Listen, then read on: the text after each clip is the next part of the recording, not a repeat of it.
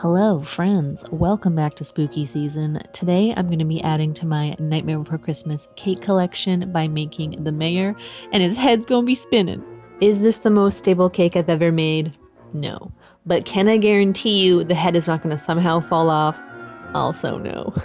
I challenged myself to get his creepy little faces to rotate, and I'm pretty happy with how he turned out, so sit back and enjoy.